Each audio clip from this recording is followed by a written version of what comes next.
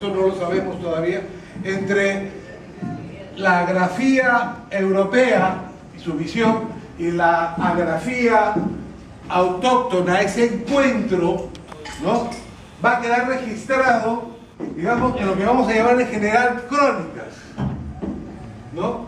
Pero estas crónicas han sido escritas en primer lugar y fundamentalmente desde una visión eurocentrista, ¿no?, de la visión de Europa, una visión que evidentemente era ajena, ¿no?, a la visión que teníamos los antiguos peruanos de nosotros mismos.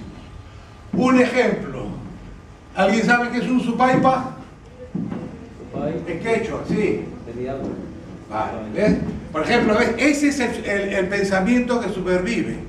Cuando a Holguín, el informante le dice, oye, ¿y hay algunos seres mágicos por aquí? Le dice, sí, abajo en el suelo, debajo de la tierra, hay algunos seres. ¿Y cómo les llama? Supaipa. El occidental, ¿qué está abajo para el occidental? El infierno, ¿no? Pero para los antiguos peruanos, ¿había infierno? No. Entonces la traducción supaipa, que puede ser un duende, que los hay buenos, malos, juguetones, etcétera, etcétera, ¿no? La traducción de Holguín es diablo. Y ya está.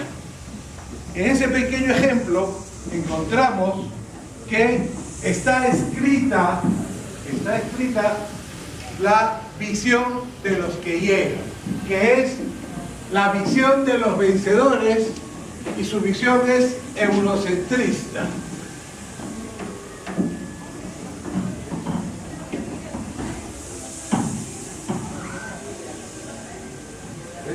Por esta razón, porque sus referencias son las crónicas, y las crónicas que se escriben del 15 bueno, el 19 ya se escriben otras cosas, pero me refiero que las referencias históricas, ¿no?, son escritas desde una visión eurocentrista e interesada, o sea, ya empiezan diferentes tipos de intereses, porque todos los documentos y todas las crónicas tienen un interés, ¿no? Porra Barrechea, que es el maestro sanmarquino por excelencia, de una clasificación de las crónicas que es interesante, ¿no? Inclusive hay cronistas a sueldo, Toledo pagaba cronistas para que hablaran bien de él o hicieran quedar mal a determinados personajes, determinados sitios, para justificar su gobierno. Bien, entonces, en este contexto que es el pasado, lo que leían en la historia, ¿no?, su pasado fundacional se remite a los conquistadores y ven a Gonzalo Pizarro o Lope de Aguirre como independentistas avant la lettre. ¿Qué quiere decir esto? Porque este es el origen de Pizarro. Dos de los personajes más curiosos de la conquista es Gonzalo Pizarro y Lope de Aguirre. Voy a hablar de Lope de Aguirre primero porque cuando tomemos la nota ya cae por su propio peso la explicación de Gonzalo. Lope de Aguirre es un sargento villano, ¿no?, que está enrolado en el ejército y pertenece a esa inmensa cantidad de españoles que no lograron hacer fortuna, ¿no? Entonces los virreyes, los gobernadores, etcétera, etcétera, para canalizar esa mano militar ociosa, organizaban lo que se llamaban entradas al país de la cadera, a buscar el dorado, a buscar 50.000 historias. ¿Por qué? Porque los militares ociosos creaban pendencias. Entonces, este amigo Lope de Aguirre se enrola en la búsqueda del dorado. Hay una película de Herzog, por si acaso, sobre esto, Lope de Aguirre. Que es bueno, a mí no me gusta mucho, pero está bien para hacerse una idea. Bien, se embarca en esta aventura, hay una serie de problemas. Ursúa, que era el líder de la expedición, el que tenía el poder para dirigir esta expedición, comete el error de ir a esta campaña con su mujer, amante, recién casados. Por este error descuida la expedición, descuida a sus hombres y es asesinado. Y a partir de ahí empieza una larga cadena de asesinatos que van desde la selva peruana hasta Venezuela. O sea, fíjense todo lo que recorre Lope de Aguirre. En ese trayecto hace una cosa que es fundamental, ¿no? Se desarraiga del rey de España. Le escribe una famosa carta a Felipe II diciendo: ya no eres mi rey, ¿no? Los reyes son como niños, incapaces de hacer algo bien. Una fuerte carta que a los niños del siglo XVI, cuando su mamá se lo contaba, se le deberían poner los pelos de punta. ¿Por qué? Porque en el siglo XVI todo lo que eras tú,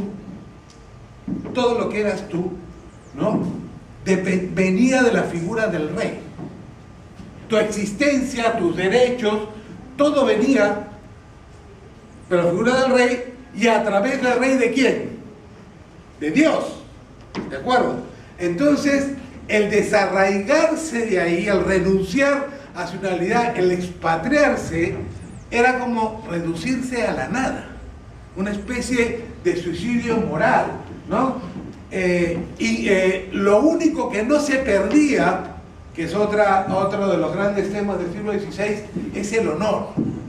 El concepto de honor, para los que lo tenían, porque no todos tenían honor en el siglo XVI, para los que tenían, el derecho al honor era como para nosotros nuestros derechos humanos. O sea, nosotros tenemos muy claro que tenemos una serie de derechos porque somos, digamos, nos hemos reconocido nosotros como lo más importante de la creación, porque tenemos alma, tenemos espíritu, pensamos, sentimos, somos capaces de crear. Entonces por eso tenemos una serie de derechos inherentes, la libertad, etcétera, etcétera. Eso todo el mundo lo sabe, está muy pegado a nuestra forma de entender el mundo. Bien, entonces el derecho al honor era eso. Bien, Lope de Aguirre y todos sus hombres se desnaturalizan, ¿no? De ahí viene la palabra ser natural de, ¿no? Natural de dónde eres, de tal sitio. Bien, entonces estos que retroceden al pasado piensan que Lope de Aguirre, en esa desnaturalización, es una independencia avant la letra, bien el francés, antes de la letra, ¿no? Antes de la letra es cuando alguien es precursor de algo, antes de que alguien postule la idea. Melgar era un romántico avant la letra, ¿no? Antes de la letra. Bien, entonces, por eso recurre a estos dos, porque Gonzalo también, ahora cuando empiece a contar la novela, Gonzalo también se embarca en un proyecto separatista, ¿no? Mucho más complicado.